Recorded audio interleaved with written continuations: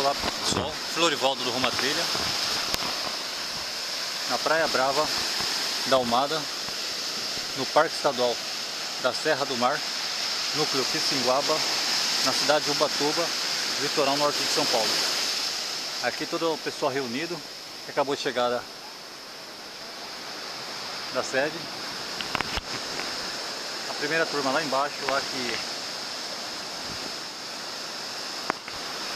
está descansando. 43 pessoas curtindo a trilha.